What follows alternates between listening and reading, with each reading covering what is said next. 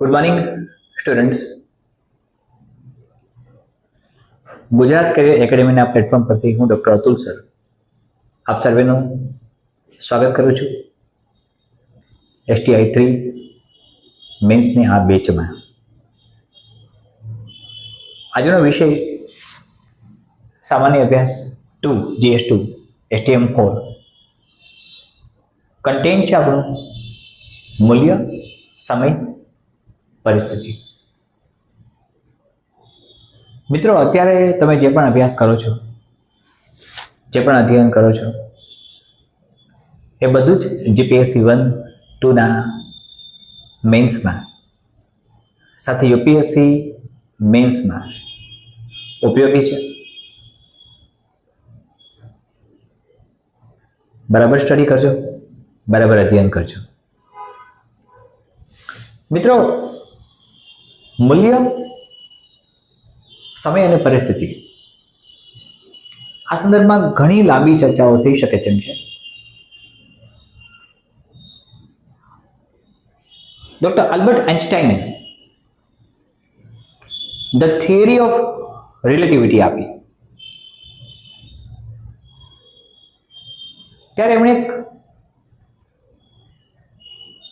Formula આપી જે તમે બધા જાણો છો. E = mc².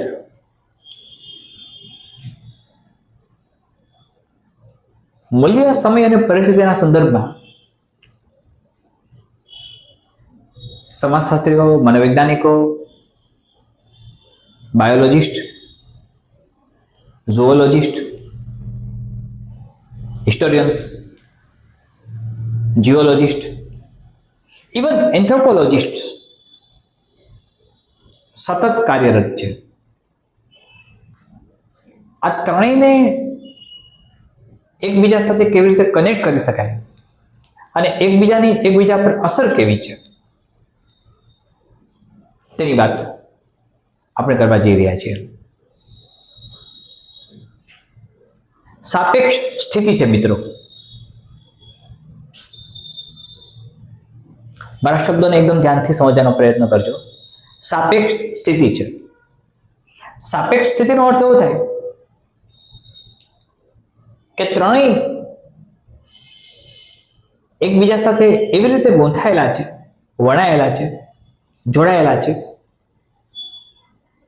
કે ત્રણેય પરિવર્તનશીલ છે.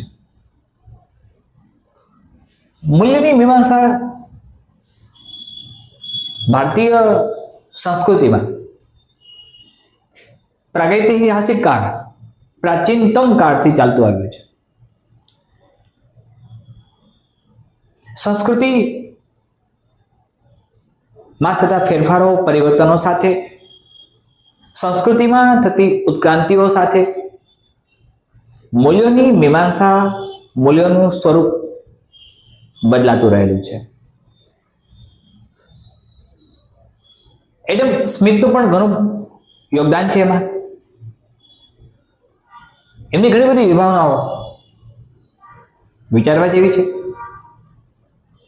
કાર્લ માર્ક્સની દાસ કેપિટલમાં એમણે ઘણી બધી વિભાવનાઓ આપી છે આ સંદર્ભમાં.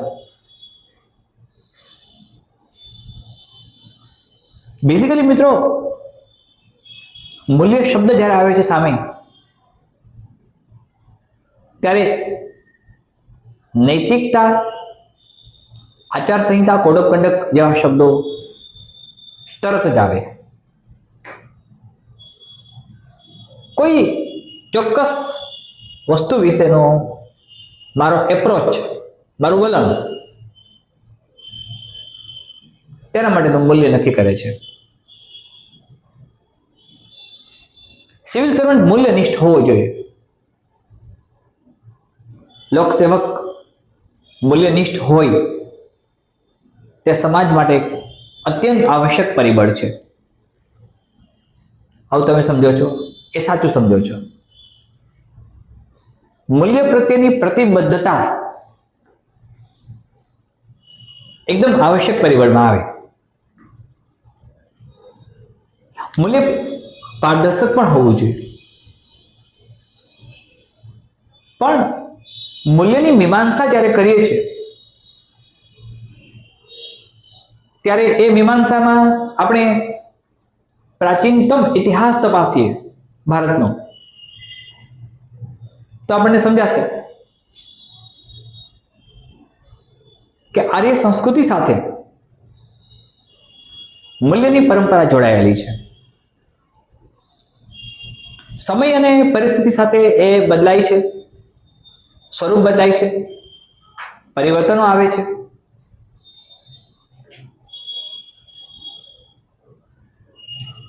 મૂલ્ય સ્થિર નથી હોતું, પણ મૂલ્યનિષ્ઠ હોવું એ સ્થિરતા છે.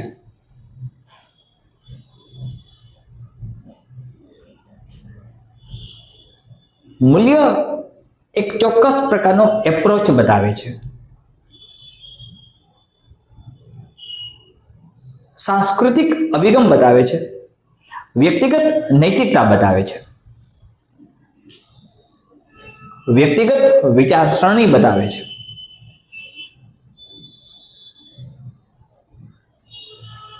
મિત્રો, એરિસ્ટોટલે ઓટોટ્રોપિક, હિટરોટ્રોપિક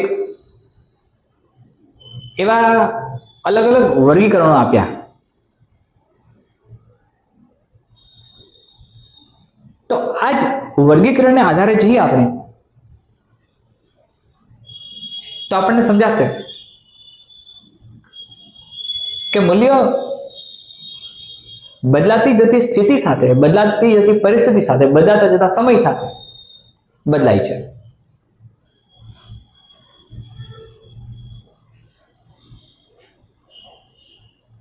પરિસ્થિતિ બદલાય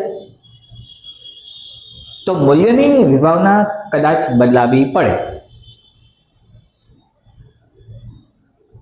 કોઈ એક સમાજ, કોઈ એક સંસ્કૃતિ, કોઈ એક વર્ગ માત્ર શાકાહારી અભિગમના મૂલ્યો ધરાવે છે. એક્ઝામ્પલ આપું તો મહાત્મા ગાંધી. તમને યાદ હશે મિત્રો, સાઉથ આફ્રિકામાં જ્યારે ગાંધીજી બેરિસ્ટર તરીકે કાર્યરત હતા ત્યારે એક સમયે કસ્તુરબા બીમાર પડ્યા. તેમને હોસ્પિટલમાં લઈ જવા પડ્યા, દાખલ કર્યા. ડોક્ટર્સની સલાહ એવી હતી કે કસ્તુરબાને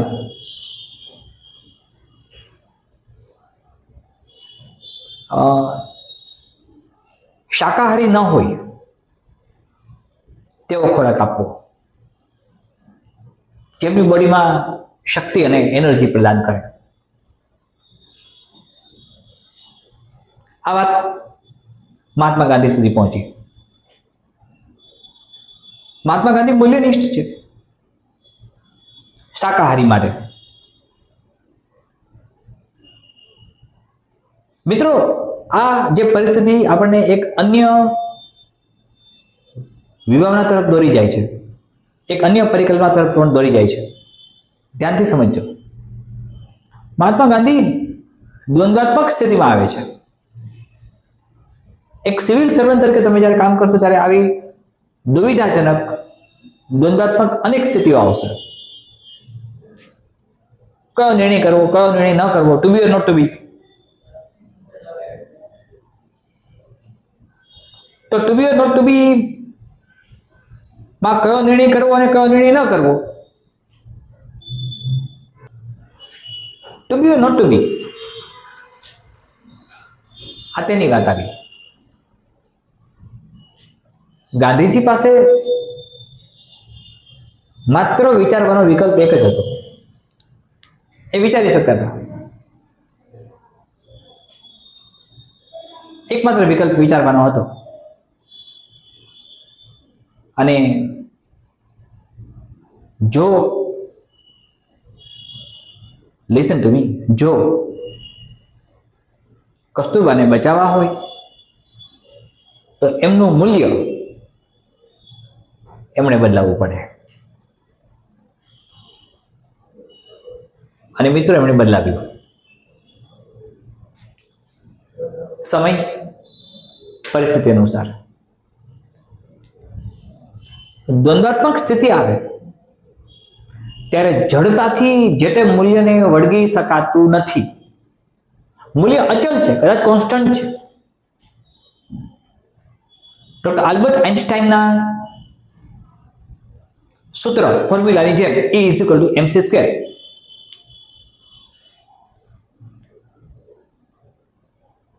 મિત્રો એક સાથે બીજી વાત પણ કહું. એક ઋષિ મુનિ એક રસ્તા પરથી પસાર થતા હતા અને એ જ રસ્તા પર એક માણસ લગભગ મૃત્યુની સ્થિતિમાં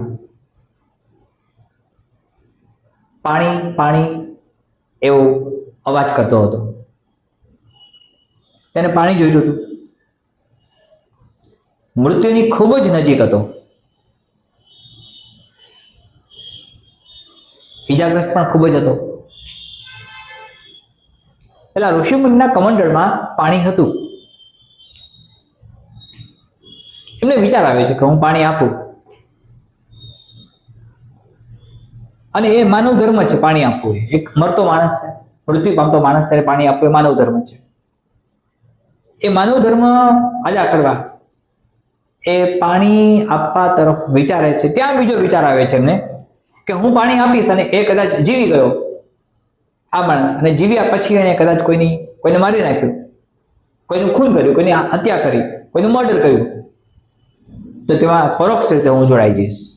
એટલે કે મારા પાણી આપવાથી એ બચી ગયો છે, એટલે પાણી આપવાથી બચ્યો, અને પછી એને મર્ડર કર્યું. મેં પાણી ન આપ્યો તો મર્ડર ન થાય, તો હું સંકળાઈ ગયો.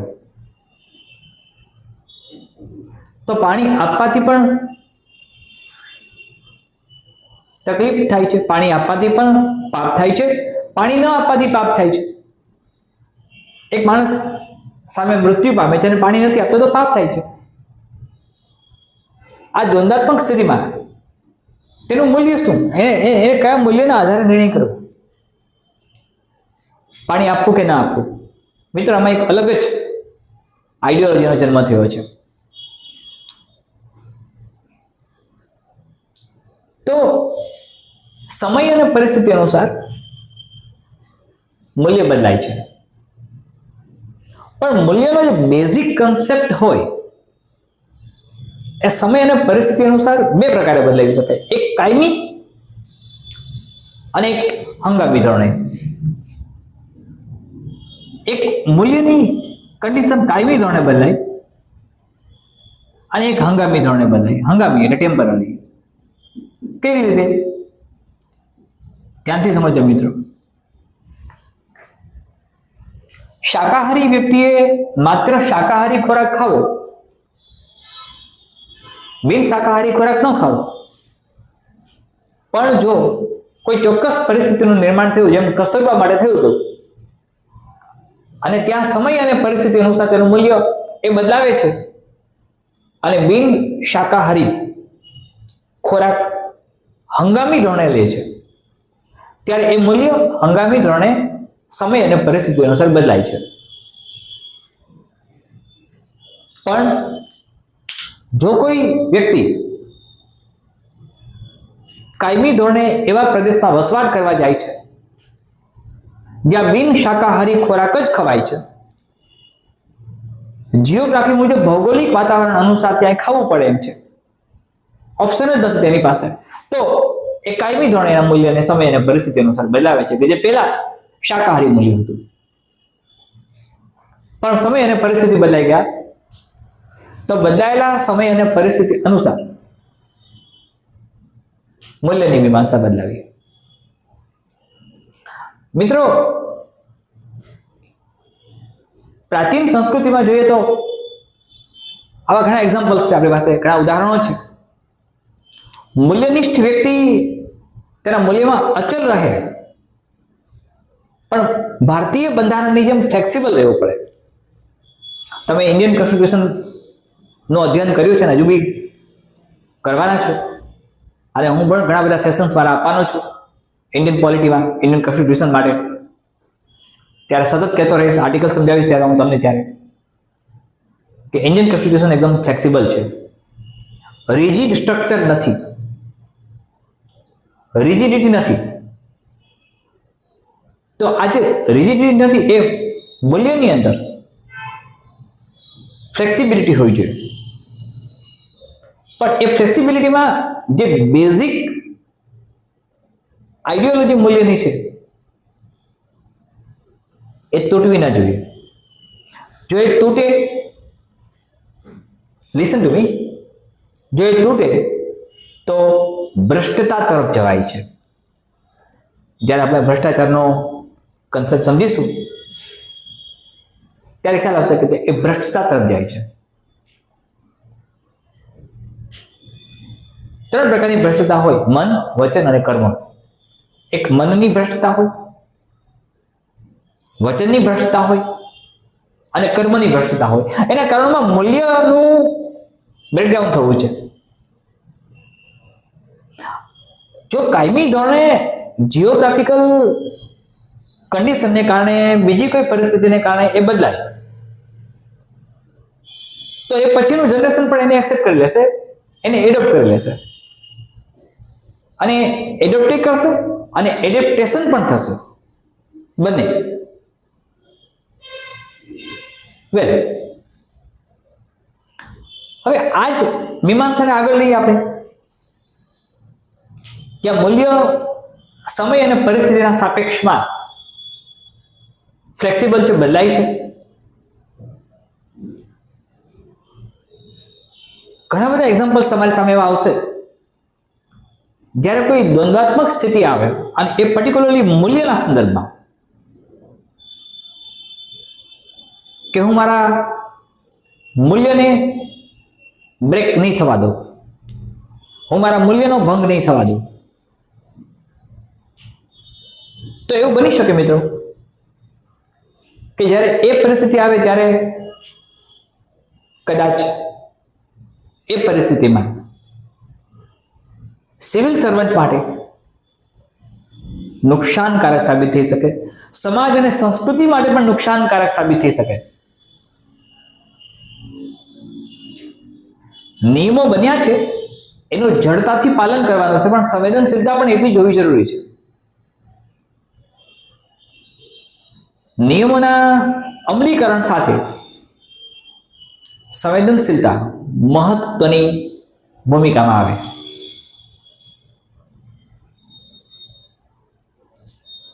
મૂલ્યનિષ્ઠ વ્યક્તિ એક ચોક્કસ પ્રકારના કોડ ઓફ કન્ડક્ટનું પાલન કરે છે, એક ચોક્કસ પ્રકારની સીમા રેખામાં રહે છે.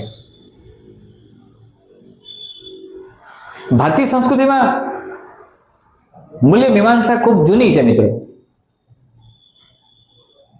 મૂલ્ય મીમાંસા ભારતીય સંસ્કૃતિમાં પ્રાચીનતમ કાળથી ચાલતી આવી છે, વૈદિક કાળથી. હું તમને વૈદિક કાળ પણ ભણાવીશ, ત્યારે પણ સમજાવીશ.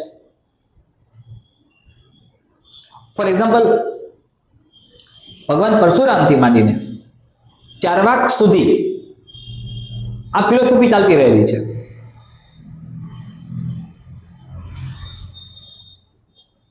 ભગવાન પરશુરામે તેના પિતા જમદગ્નિ ઋષિની આજ્ઞાથી તેની માતાનો વધ કર્યો. માતા આદરણીય છે, પિતાની આજ્ઞાનું પાલન કર્યું. ચારવાક ઘણી બધી મીમાંસાઓ મૂલ્યના સંદર્ભમાં આપી ગયા.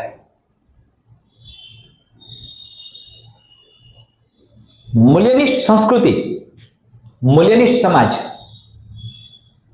હંગામી ધોરણે કે કાયમી ધોરણે પરિસ્થિતિ અને સમય અનુસાર મૂલ્યમાં પરિવર્તન કરી શકે.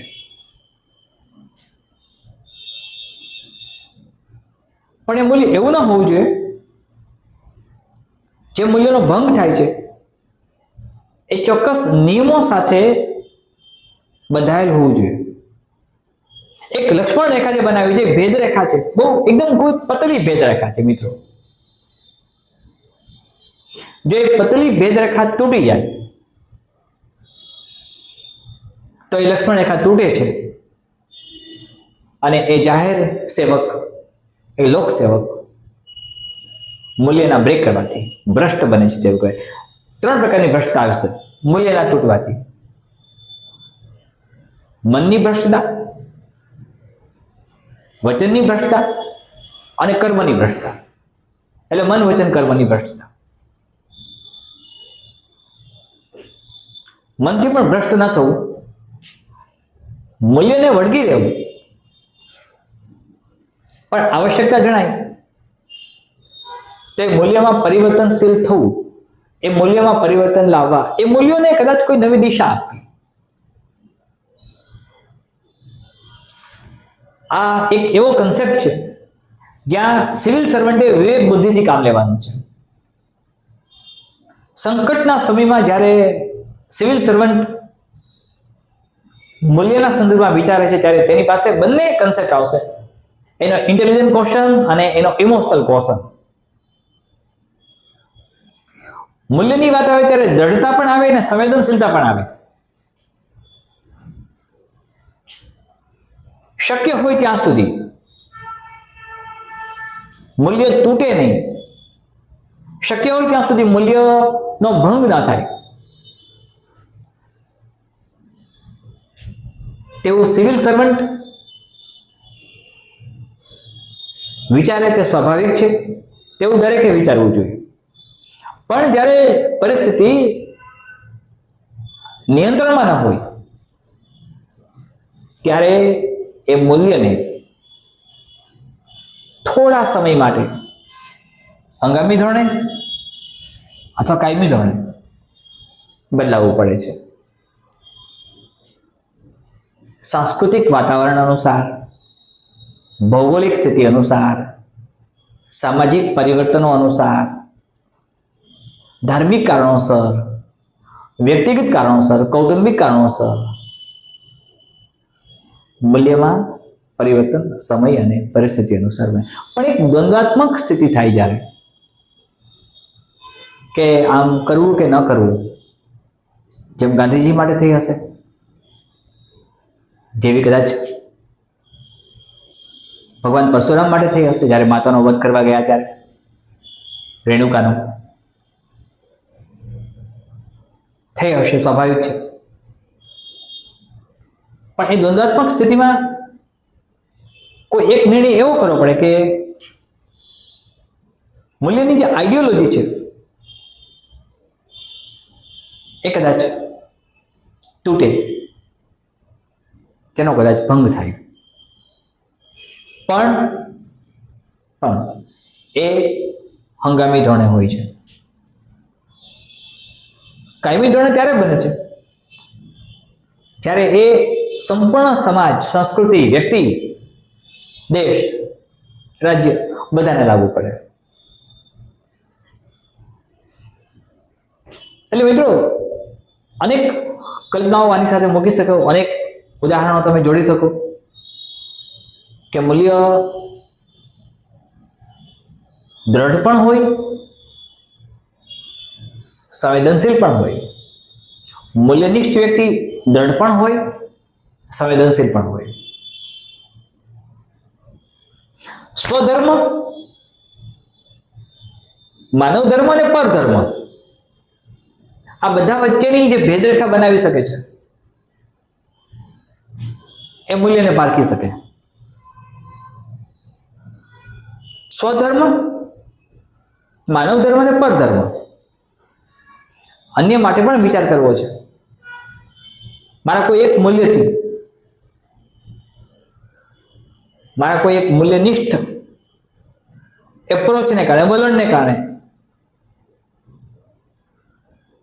કોઈ સમાજ અને સંસ્કૃતિને નુકસાન થતું હોય, એક સિવિલ સર્વન્ટ, તો એ નુકસાનકારક છે. એટલે મિત્રો મૂલ્ય સાપેક્ષ સ્થિતિ પ્રમાણે સતત પરિવર્તનશીલ છે, પણ જે તે મૂલ્ય કોડ ઓફ કન્ડક્ટ સામાજિક લેવલ નક્કી થયા હોય છે, અનુશાસનની દ્રષ્ટિએ, કાયદાની દ્રષ્ટિએ નક્કી થયા હોય છે.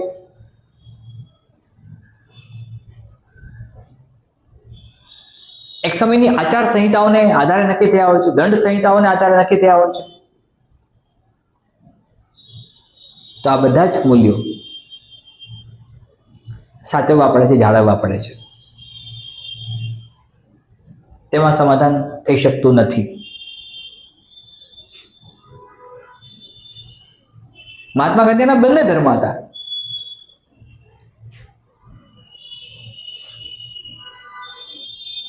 પત્નીને બચાવી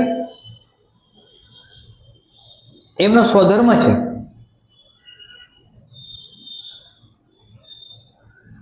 તો આવી પરિસ્થિતિમાં મૂલ્ય સમય અને પરિસ્થિતિ સાથે બદલાય, બંને સાથે, સમય સાથે પણ બદલાય અને પરિસ્થિતિ સાથે પણ બદલાય.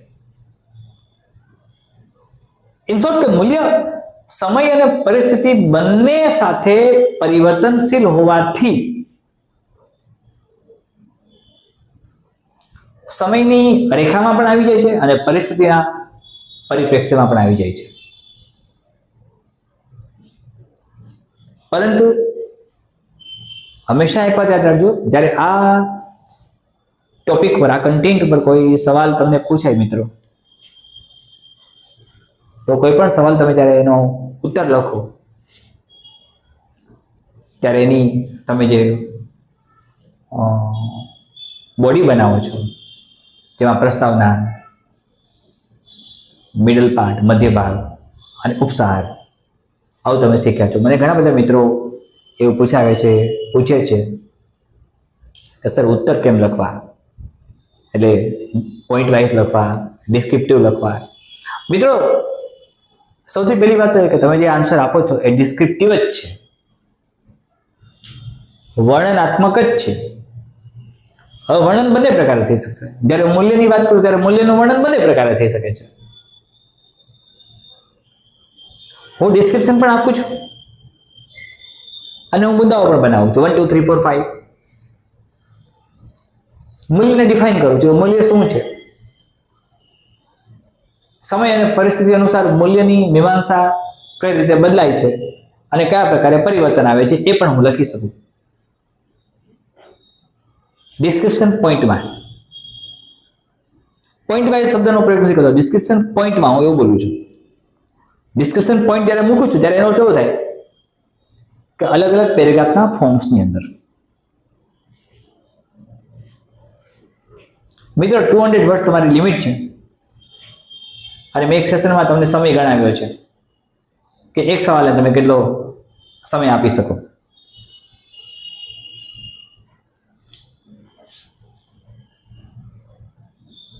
મૂલ્ય સમય અને પરિસ્થિતિ અનુસાર બદલાય, પણ સમય કે પરિસ્થિતિ મૂલ્ય પ્રમાણે ચાલતી નથી મિત્રો. આ નોન રિવર્સિબલ કન્ડિશન છે.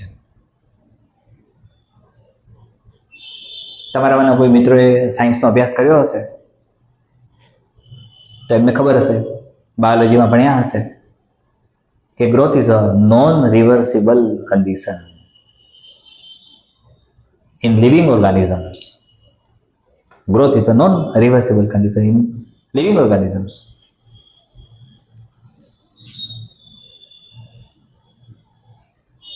પરિવર્તન લાવવું પડે સમય સંજોગો પ્રમાણે. તો મૂલ્ય કયા કયા પ્રકારના હોય? વેલ, હવે એક તો મિત્રો જ્યારે મૂલ્યની વાત કરીએ ત્યારે નૈતિક મૂલ્યો,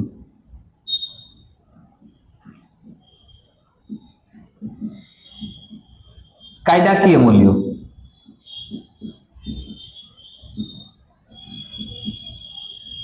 લોકતાંત્રિક મૂલ્યો, ક્યાંક જરૂર લાગે તો સ્ક્રીનશોટ લઈ લેજો, સામાજિક મૂલ્યો,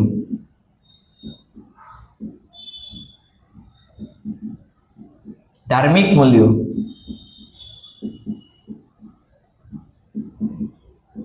આર્થિક મૂલ્યો,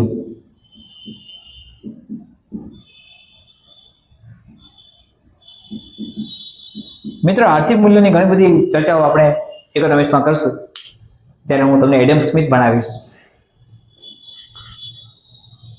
વિશ્વવિખ્યાત પુસ્તક લખ્યું છે એમણે, the wealth of the nation, જેમાં ટેક્સેશન પોલિસી બધી મૂકી. ટેક્સેશન પોલિસી કઈ છે, યસ, એના આધારે પણ આપણે મૂલ્યને મૂલવી શકીએ. મૂલ્યાંકન કરીએ છીએ, આપણે એસેસમેન્ટ કરીએ છીએ. નૈતિક મૂલ્યો, કાયદાકીય મૂલ્યો, લોકતાંત્રિક મૂલ્યો, સામાજિક મૂલ્યો, ધાર્મિક મૂલ્યો, આર્થિક મૂલ્યો, રાષ્ટ્રીય મૂલ્યો,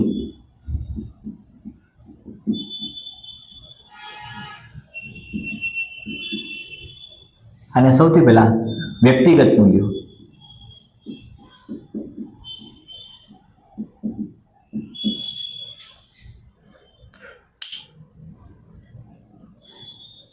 આર્થિક મૂલ્યોની જ્યારે વાત કરીએ આપણે, ત્યારે ટેક્સેશન પોલિસી ભારતમાં પ્રાચીન સમયથી ચાલતી આવી છે. ટેક્સેશન પોલિસી નવી નથી. આજે કરવેરાની વાત આપણે તમને હું જ્યારે જીએસટી ભણાવીશ, તમને હું જ્યારે ઇકોનોમિક્સમાં ટેક્સેશન ભણાવીશ, ત્યારે સિદ્ધરાજ જયસિંહની પણ વાત કરીશ. કદાચ એ સમયે એને જીજીયા વેરો કહેવાતો, જે સિદ્ધરાજ જયસિંહના સમયમાં પ્રખ્યાત હતો.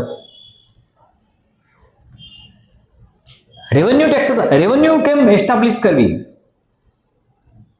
અંગ્રેજો ભારતમાં જ્યારે આવ્યા ત્યારે રેવન્યુ ઇન્કમ, એક સોર્સ ઓફ ઇન્કમ પ્રોડ્યુસ કરવા એમણે ટેક્સેશન નાખ્યું. અને આ ટેક્સેશન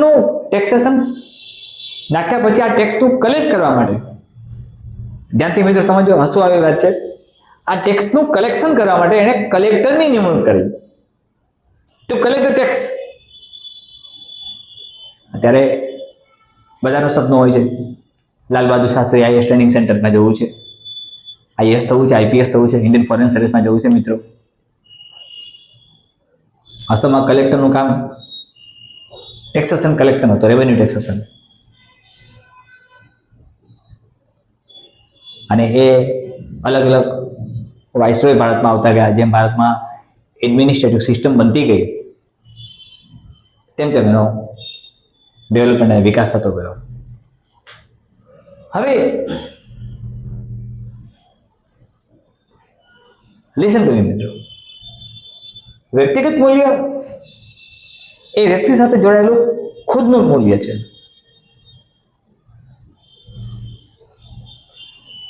આમાં ઘણી વ્યક્તિઓ એવી છે, ઘણા લોકો એવા હશે અને છે પણ ખરા, જે કોઈ પણ સંજોગોમાં એમનું મૂલ્ય બદલાવતા નથી. નૈતિક મૂલ્યની વાત નથી કરતો, હું વ્યક્તિગત મૂલ્યની વાત કરું છું. આ વ્યક્તિગત મૂલ્ય બદલાવે નહીં ત્યારે પૂર્વાગ્રહની સ્થિતિનું નિર્માણ થાય, જડતાથી વળગી રહે. કોઈ પણ પરિસ્થિતિ આવશે તો એ પરિસ્થિતિ સ્વીકારવા તૈયાર છે, પણ એ વ્યક્તિગત મૂલ્ય બદલાવા તૈયાર નહીં થાય. જે ગાંધીજી તૈયાર થયા, ગાંધીજી એટલા માટે તૈયાર છે કે ગાંધીજીના મગજમાં એક અન્ય વસ્તુ આવતી હતી, અને એ હતી સાર્વજનિક મૂલ્ય.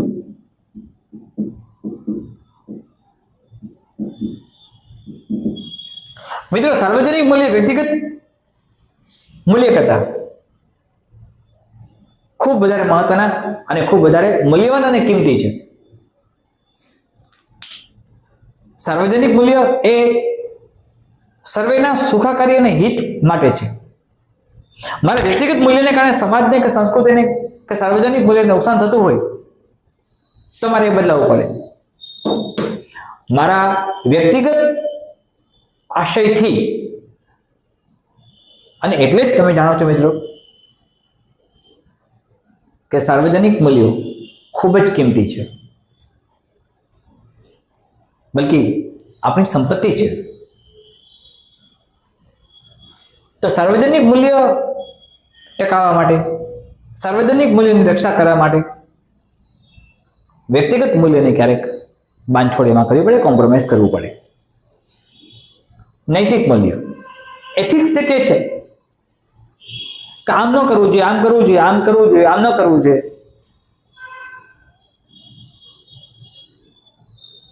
એ નૈતિક મૂલ્ય. મિત્રો, પંચતંત્રની અદભુત વાર્તા છે કુલસ્ય આચારઃ. એક ચાતક શિશુ પાણી માટે તરસે છે. તેની માતા એને ના પાડે છે કે આપણે પાણી પીતા નથી, સરોવરનું પાણી પીતા નથી, કૂવાનું પાણી પીતા નથી, નદીનું પાણી પીતા નથી, આપણે પાણી ત્યારે જ પીએ છીએ જ્યારે વરસાદ આવે છે. તો કુલસ્ય આચાર એટલે કુળનો આચાર છે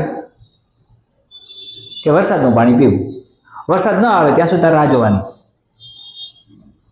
આ એનું નૈતિક મૂલ્ય છે, એથિક્સ એનું એમ કે છે, એનું પારિવારિક મૂલ્ય છે. જેના પરિવારમાં, જેના કુળની અંદર કેટલાક મૂલ્યો કુળ આધારિત હોય. તમે જ્યારે મિત્રો નોર્થ ઈસ્ટ ઉપર ટ્રાઇબલ કોમ્યુનિટીમાં જાઉં છું, અલગ અલગ ગારો, ખાસી કોમ્યુનિટી, આ બધી હું ક્યારેક અભ્યાસ કરાવીશ તમને એનો, ત્યારે એમના કેટલાક મૂલ્યો અલગ આવે છે. ત્યાંની સિસ્ટમ બદલાય છે, માતૃપ્રધાન, પિતૃપ્રધાન, બહુપતિત્વ, એ બધી વાતો આપણે કરીશું. મેરેજ સિસ્ટમ બદલાય છે મિત્રો. તો મૂલ્ય પરિસ્થિતિ અને સમયના સંજોગોમાં, સમયના પરિપ્રેક્ષ્યમાં બદલાતી જતી સ્થિતિમાં આવે. અચ્છા, નૈતિક મૂલ્ય એ સ્વાભાવિક છે કે નૈતિકતા સાથે, કોડ ઓફ કન્ડક્ટ આચાર સંહિતા સાથે લાગવું પડે. આચાર કેમ કરવો? હમણાં મેં કહ્યું કુલસ્ય આચાર. તો ચાતક શિશુને પાણી પીવાની ના પડે છે તેની માતા. ચાતકનો ગુણધર્મ છે માત્ર વરસાદનું પાણી પીવું. તો કોઈ ચોક્કસ એક મૂલ્ય નક્કી કરેલું છે જે એની નીતિમત્તા સાથે જોડાયેલું છે. તો નૈતિક મૂલ્ય કયું? કાયદાકીય મૂલ્ય, જે કાયદા દ્વારા પ્રસ્થાપિત છે. આરટીઓના રૂલ મુજબ આપણે રાઈટ સાઈડમાં વ્હીકલ ચલાવી શકતા નથી, જે કાયદાનો ભંગ ન થઈ શકે, જે લો અબાઇડિંગ હોય, આ બધા જ મૂલ્યો કાયદાકીય મૂલ્ય આવે. મિત્રો, કાયદાકીય મૂલ્યોની વાત કરીએ ત્યારે તમે મને ચોક્કસ પૂછી શકો, ધ્યાનથી સમજો. કાયદાકીય મૂલ્ય નોન ચેન્જેબલ છે, પરિવર્તન નહીં લાવી શકીએ. ક્યારેક પ્રયત્ન કરજો, મેટ્રોપોલિટન સિટીમાં, ગાંધીનગર, અમદાવાદ, તમે જ્યાં પણ વસતા હો, તમારી ગાડી રોંગ સાઈડમાં ચલાવજો, પરિણામ તમે જાણો છો શું બને છે. તો કાયદાકીય મૂલ્યને બદલાવી શકાતું નથી. એટલે સમય અને પરિસ્થિતિ અનુસાર પણ કાયદાકીય મૂલ્યને બદલાવવાનો અધિકાર લો રિફોર્મેશનથી થાય. કાયદો બદલી શકે, કદાચ બની શકે ભારતમાં આજથી 50 વર્ષ પછી, 20 વર્ષ પછી, 25 વર્ષ પછી, 50 વર્ષ પછી વ્હીકલ્સ બધા રાઈટ સાઈડ ચાલતા હોય અને ડ્રાઇવિંગ સીટ ફોર વ્હીલમાં લેફ્ટ સાઈડ આવી ગઈ હોય. આ બની શકે. લોકતાંત્રિક મૂલ્યો, ડેમોક્રેસી એ લોકશાહીમાં જે નક્કી કરેલા મૂલ્યો છે, પ્રશાસનને આપેલા અધિકારો છે, શાસન સુશાસન સાથે સંકળાયેલા કેટલાક મૂલ્યો છે, એ બધા જ લોકતાંત્રિક મૂલ્યો છે, જેની રક્ષા કરવી, સાચવવા એ આપણો ધર્મ અને ફરજમાં આવે છે. તો લોકતાંત્રિક મૂલ્યોની રક્ષા કરવી પડે. સામાજિક મૂલ્યો, મિત્રો, કેટલાક મૂલ્યો સમાજ સાથે બનાવેલા છે, જે તે ટિપિકલ પર્ટિક્યુલર સંસ્કૃતિ સમાજ સાથે જોડાયેલા હોય. ચોક્કસ પ્રકારના વસ્ત્રોનું પરિધાન કરવું, ચોક્કસ પ્રકારની ફૂડ હેબિટ હોવી, ચોક્કસ પ્રકારની રિચ્યુઅલ્સ હોવી, ચોક્કસ પ્રકારની ધાર્મિક માન્યતાઓ હોવી, ચોક્કસ પ્રકારનું મૂલ્ય ધરાવવું, જે સામાજિક મૂલ્યમાં આવે. જે તે સમાજ, જે તે સંસ્કૃતિ બદલાય તો એ મૂલ્ય બદલાય. કોઈ એક સમાજનું મૂલ્ય બીજા સમાજનું મૂલ્ય નથી ન હોઈ શકે, બદલી શકે, હોઈ પણ શકે, ન પણ હોઈ શકે, બંને હોઈ શકે. આઈ રિપીટ માય સેન્સ અગેન. કોઈ એક સમાજનું મૂલ્ય બીજા સમાજનું મૂલ્ય ન હોઈ શકે, અથવા હોઈ પણ શકે. તો સામાજિક મૂલ્ય, ધાર્મિક મૂલ્ય, રિચ્યુઅલ્સ, રિલિજિયસ વેલ્યુઝ મિત્રો એવી છે આ બધી વસ્તુ કે જેમાં ધર્મ આસ્થાના કેન્દ્રમાં છે, ધર્મ શ્રદ્ધાના કેન્દ્રમાં છે. ધર્મની મીમાંસા તો ઘણી બધી આપી શકાય, ઘણું બધું બોલી શકાય, તેના વિશે ઘણું બધું કહી શકાય, ઘણું બધું લખી શકાય અને ઘણું બધું પૂછી પણ શકાય છે. ધાર્મિક બાબતને આધારે નહીં પણ ધર્મના સંદર્ભમાં. કાર્લ માર્ક્સ ખૂબ વર્ષો પહેલા કહી ગયા છે, ધર્મ અફીણનું કામ કરે છે. આઈ રિપીટ માય સેન્સ અગેન મિત્રો, કાર્લ માર્ક્સ કહી ગયા છે ધર્મ અફીણનું કામ કરે છે.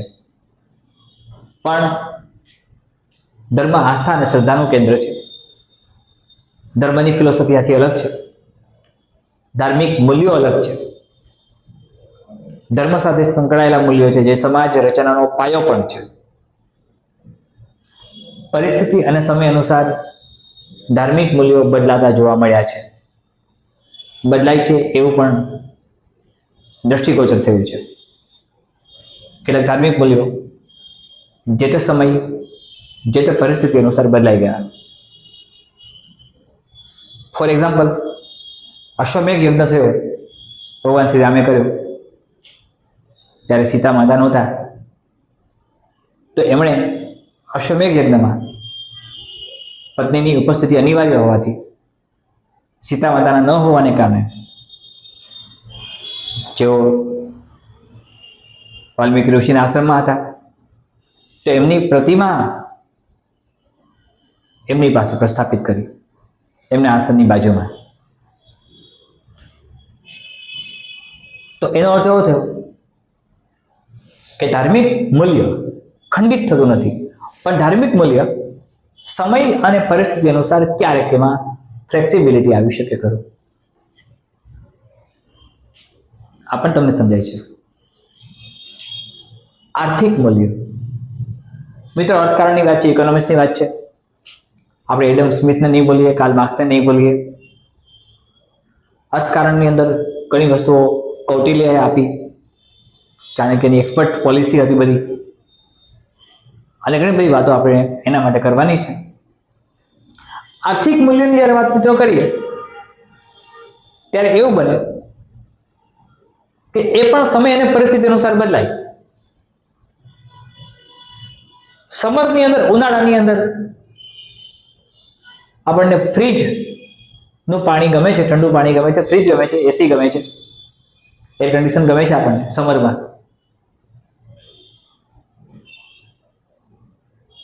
અને બટ નેચરલી કે સમરમાં એના ભાવ પણ વધ્યા હોય, માર્કેટ પ્રાઇસ પણ વધી હોય. પણ શ્રીનગર કે લેહમાં નહીં વધે.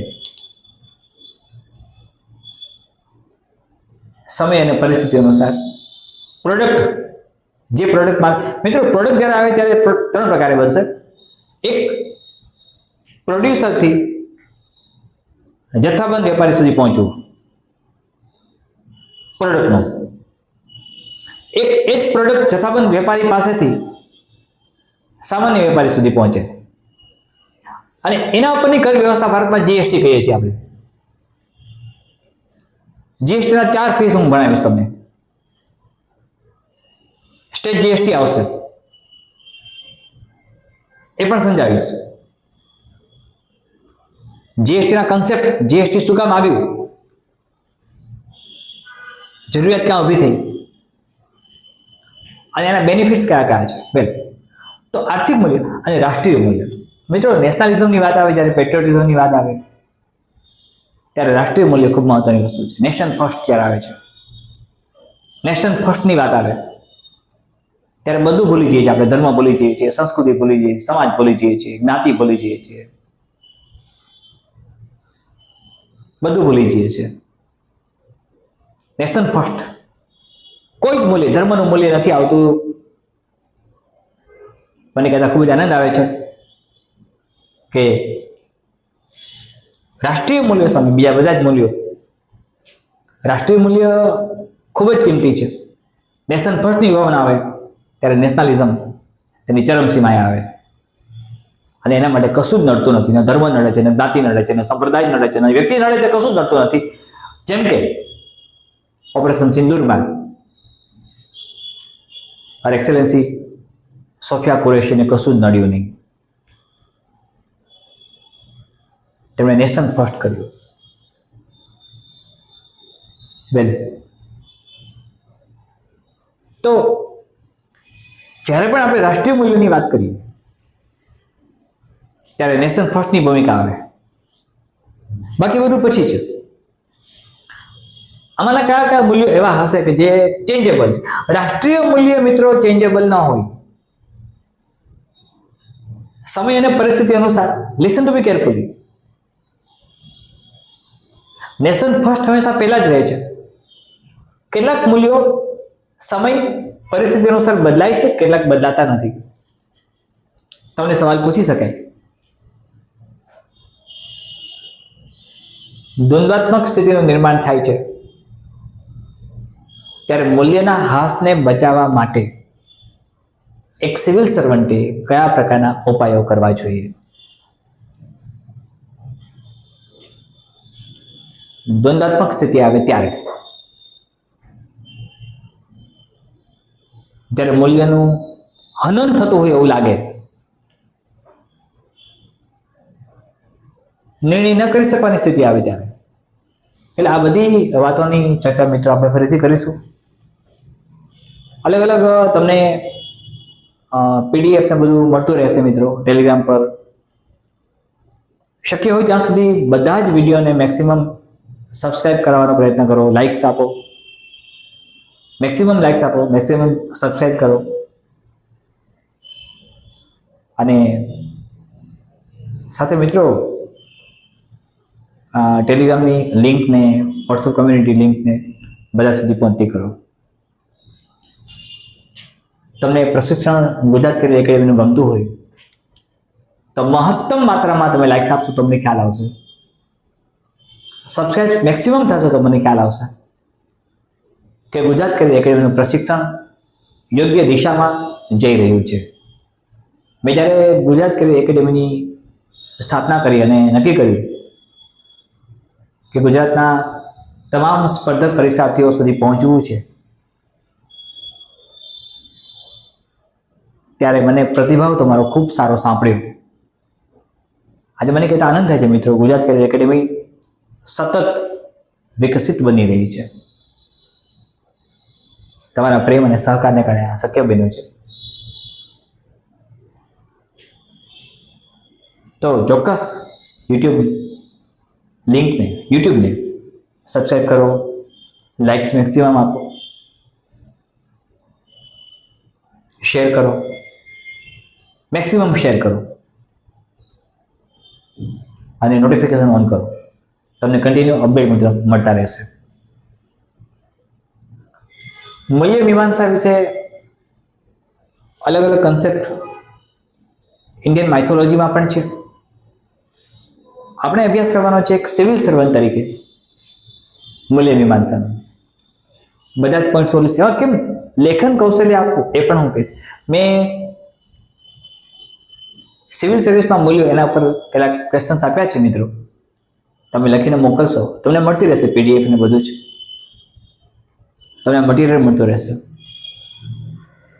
અને મને કહેતા આનંદ આવે છે કે આપણે જીપીએસસી 1-2ની મેન્સ માટે ખૂબ જ ઝડપથી એક આયોજન કરી રહ્યા છીએ. તલાટી રેવન્યુ માટે કરી રહ્યા છીએ મિત્રો,